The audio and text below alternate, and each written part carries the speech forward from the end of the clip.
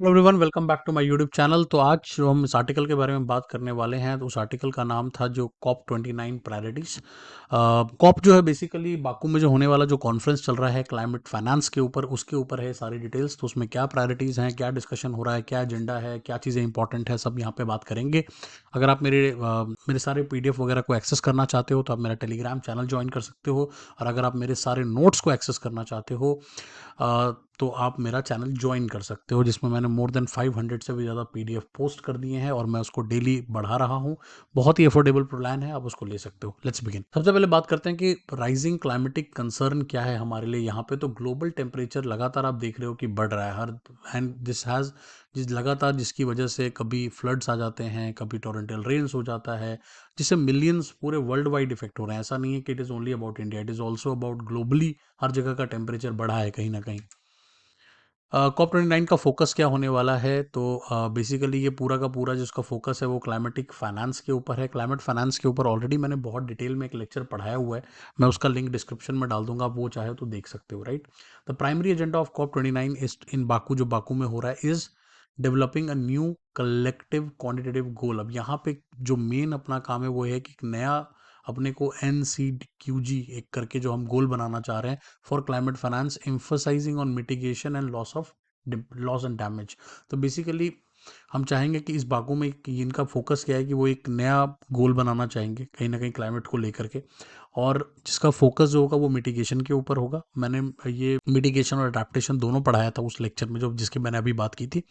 Plus and loss and damage के ऊपर भी बात होगी इसमें। ठीक है। डेवलपिंग कंट्रीज की नीड्स क्या है, तो developing countries are pushing for an ambitious climate finance target by 2025, Paris agreement deadline. तो पेरिस एग्रीमेंट जो पहले हुआ था 2019 में, तो वहाँ पर भी कुछ गोल्स बनाए गए थे। राइट।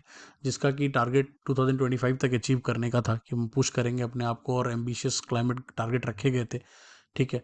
बट कहीं ना कहीं वो कमिटमेंट्स हम पूरे नहीं कर पाए हैं। डेवलप्ड नेशंस तो बिल्कुल भी उसको पूरा नहीं कर पाया है, और उससे कहीं ना कहीं जो ट्रस्ट का एक डेफिसिट भी आपको देखने को मिलेगा इस वाले कॉन्फ्रेंस में, क्योंकि जो हमने गोल पहले सोचा वो हमने अचीव नहीं किया, फिर हम नया गोल बनाने की बात कर रहे हैं। राइट।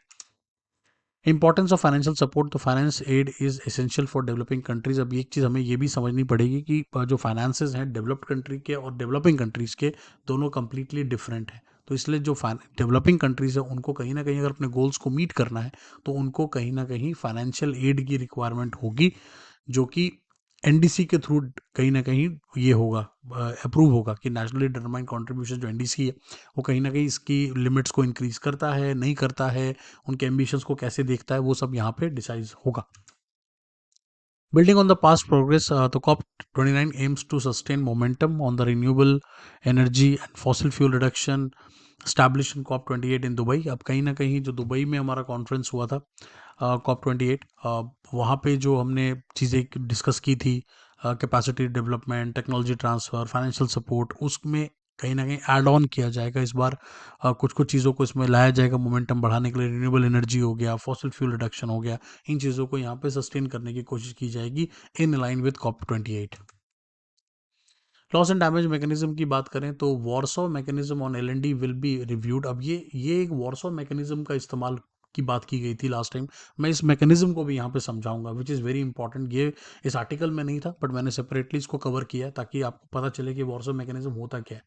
ठीक है। और अभी इसी लेक्चर में कवर करेंगे उसको। ठीक है।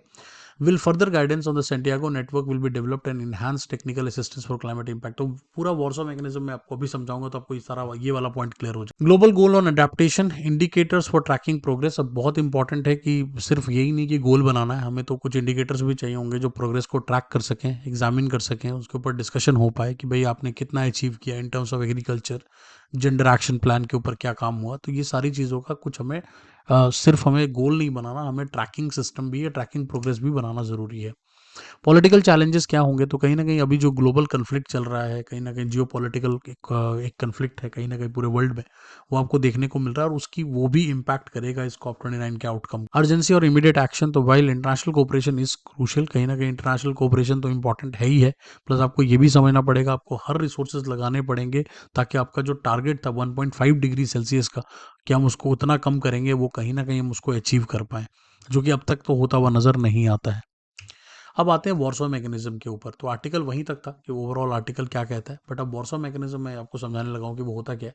तो वॉर्सो मैकेनिज्म, जिसको WIM भी कहते हैं, is a framework established in COP 19। तो कोप 19 जब हुआ था तो उन्होंने इसको कहते हैं ना कि वॉर्सो में हुआ था, तो उसी वजह से इसको 2013 में इसको स्टैब्लिश किया गया था। और इसका मेन पर्पस था कि address the impact of climatic change to go beyond the countries can adopt. अब होता क्या है कि एक लेवल तक कंट्री बर्दाश्त कर सकती है किसी भी तरह का क्लाइमेट चेंज, अगर उससे ज़्यादा होने लगेगा तो कहीं ना कहीं वो कंट्रीज के मतलब वो संभाल नहीं पाएंगे उस चीज़ को। तो ये उसी चीज़ को मेजर करता है, उसी चीज़ को देखता है। वॉर्सो मैकेनिज्म हमें यही बताता है कि वो कितना लेवल तक आप उसको बर्दाश्त कर सकते हो और कितने के बाद अब आप अडेप्ट नहीं कर पाओगे। ठीक है। Mechanism aim to support the developing countries. Basically इस मैकेनिज्म को बनाया इसलिए गया था क्योंकि वो डेवलपिंग कंट्रीज की आप हेल्प कर सको, क्योंकि उनमें ज़्यादा क्लाइमेटिक चेंज और वनरेबिलिटी के बहुत ज़्यादा चांसेस हैं, राइट।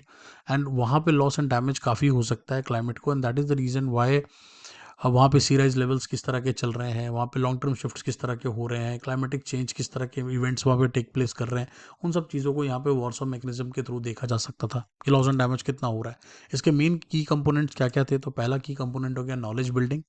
अब नॉलेज बिल्डिंग का मतलब हो गया कि वहाँ पे लोगों को पता तो चले, एटलीस्ट वहाँ के उन कंट्रीज़ को पता होना चाहिए रिस्क किस तरह के हैं, उनका इम्पैक्ट किस तरह का है, इफेक्टिव रिस्पॉन्सेज की उनको ज़रूरत पड़ेगी। That is very important.